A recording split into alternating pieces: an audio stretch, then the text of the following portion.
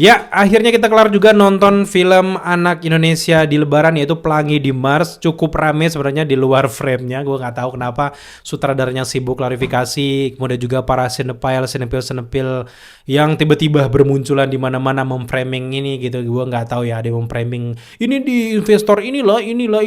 Gue nggak peduli itu mau siapapun investornya. Gue pedulinya adalah karyanya bagus apa enggak gitu. Jadi gue nonton. Dan ya setelah nonton memang gue akui film ini ada plus dan juga minusnya gitu. Dan minusnya cukup banyak sebenarnya. Plusnya dulu adalah dari visual.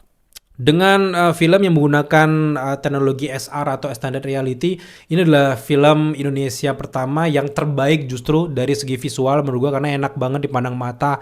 Dan kalau mau dibandingkan dengan film-film Star Wars mungkin cukup layak untuk dibandingkan meskipun ya nggak bisa dibandingkan banget kayak gitu. Terutama untuk yang terbaru The Mandalorian kan sama-sama pakai SR kan di belakangnya. Menurut gue ini juga menjadi kebanggaan yang luar biasa untuk kita Indonesia. Jadi kayak bare minimum atau standar baru yang cukup tinggi untuk orang-orang yang pengen bikin film anak-anak yang sejenis kayak gini gitu. Jadi menurut gue Opi Guava juga tim perlu banget untuk diapresiasi untuk dari segi kualitas visual, kemudian juga efeknya dan yang lain-lainnya dan teknisnya. Menurut gue ini kemajuan luar biasa dan kabarnya juga Opi Guava bikin film ini sampai 6 tahun gitu dengan memakan banyak waktu, tim, banyak uang juga. Tapi lagi-lagi di sini pahitnya langsung ya.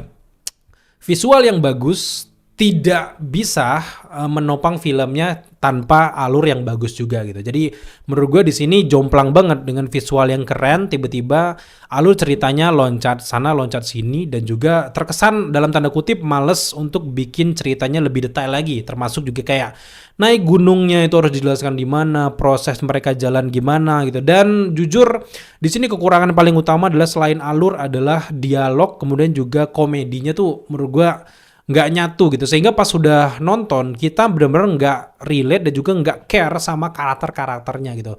Nggak ada momen yang bikin gue tersentuh terenyuh kecuali kayaknya satu ketika ada bapaknya si Pelangi ini datang nemuin dia di akhir film. Gue nggak tahu itu spoiler apa enggak, mudah-mudahan enggak ya. Dan itu yang salah, cuman satu itu yang cukup menyentuh karena diem. Filmnya diem karena memang sepanjang film ini robot-robotnya ini cerewet banget ya menurut gue, terlalu over untuk voice aktornya, voice actingnya pun terlalu over. Kamu nanya gitu, kamu nanya.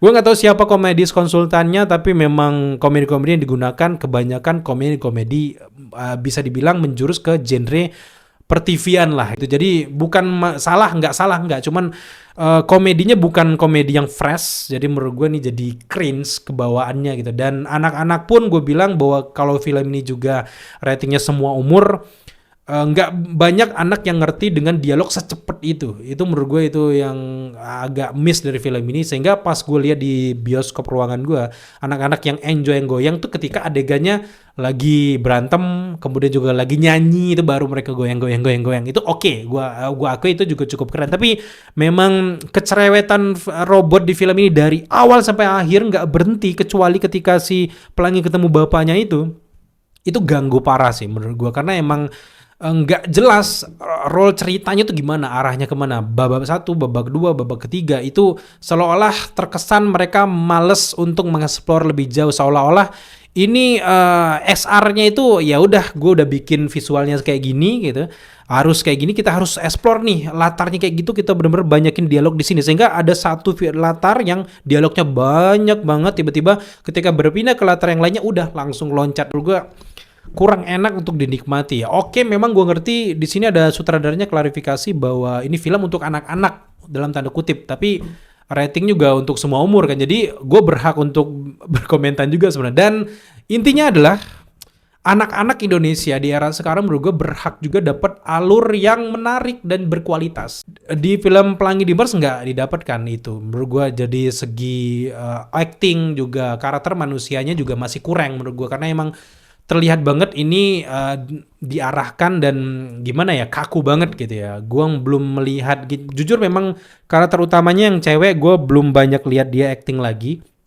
Tapi memang pengarahannya di sini kayak tiba-tiba kaget kayak gitu. Gue merasa bahwa memang itu nggak ada di mukanya pas dia mungkin proses editing. Ini nanti digambarkan ada robotnya ini ya, batik di sini kamu pura-pura kaget kayak gitu, kayak nggak natural dibikinnya, jadi nggak natural ya. Balik-balik lagi itu tentang teknis ya, tentang pengarahan sutradaranya gimana mereka nge-treat aktor-aktor cilik mereka gimana, tapi emang kelihatan banget dari acting-actingnya. Cuman acting dari Rio Dewanto, Lutesa yang menurut gue yang menolong ya, membantu film ini gitu. Termasuk juga untuk villain si Livi Renata dan teman-temannya itu menurut gue agak kurang dieksplor. Jadi nggak ada kesempatan untuk kita kenal dengan villainnya, untuk dekat dengan villainnya. Development karakter dari film ini menurut gue jelek banget gitu. Lagi-lagi menurut gue udah memuji visualnya, tapi enggak dengan aspek yang lainnya. Termasuk juga di sini yang lagi dirame diributin itu kan penggunaan AI ya. Menurut gue nggak ada masalah ya. Penggunaan AI nggak ada masalah di sini karena memang cuman kulit luarnya doang di beberapa intro pemolesan-pemolesan dari visual itu aja.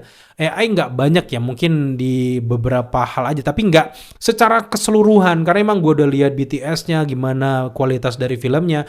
Kebanyakan memang mereka fokus ke XR, Unreal Engine dan juga yang lainnya gitu. Tapi sedangkan AI cuman untuk menyempurnakan. Kecuali yang mengganggu menurut gue dari AI adalah yang gue denger ya, soundtracknya kebanyakan juga dibikin dari AI gitu, mulai dari lagu-lagu Koreanya, kemudian juga lagu-lagu dari Indianya, kemudian juga apalagi tuh lagu-lagu yang ya kedengaran banget kayak Suno AI. Jadinya gue merasa, karena gue terbiasa dengan hal-hal kayak gitu menurut gue ya, dari pendengaran gue. Kalau koreksi kalau nggak salah silakan juga klarifikasi menurut gue, tapi memang dari soundtrack sangat disayangkan harus pakai AI. Kenapa nggak bikin yang original soundtrack aja gitu ya. Pengarahan dari ceritanya menurut gue beberapa bikin gue ngakak, kayak tiba-tiba pelangi marah sama batik. Saya tidak suka dengan batik, saya lebih percaya dengan si villain itu gitu. Lu kan udah lama sama si batik, sehingga aspek-aspek kayak gitu sebenarnya harus dijelaskan. Apalagi kalau untuk anak-anak banyak nanya loh, punya potensi tapi ya udah gitu. Gue menganggap lagi-lagi karena Upi Guava ya bukan seseorang sutradara yang banyak pengalaman menurut gue gitu ya. Oke, gue ngerti dia sutradara dari musik dan sebagainya, bikin film pendek kayak kemarin dari Seventeen itu ya kan, terus juga yang awal-awal yang Madness apa ya, gue lupa gitu judul-judul film pendek, cuman dikit. Jadi ini tinggal bicara pengalaman guys, jadi nggak bisa disandingkan dengan sutradara ini. Mudah-mudahan ini menjadi pengalaman yang berharga untuk Upi Guava next di film selanjutnya, dan semoga dia nggak ngedown ya dengan beberapa kritik-kritik orang yang datang. Dari aspek pemanfaatan teknologi era sekarang menurut gue mereka udah futuristik lah. So di akhir review untuk film Pelangi di Mars ini, gue memberikan skor untuk film ini ada di angka 6 dari 10. Buat teman-teman udah nonton, berapa skor kalian? Atau teman-teman yang berusaha untuk gue nonton gak ya? Gue sarankan kalian nonton dulu ya, supaya kalian punya experience-nya, apa yang bilang kita bener apa enggak. Jadi jangan terlalu percaya dengan kacamata orang, apalagi dengan video yang cuma di bawah 1 menit, di framing sana sini. Nonton dulu, kalau nggak bagus ya udah kita cerita, kita chill ngobrol di kolom komentar di bawah gitu. So sampai jumpa di video-video review selanjutnya.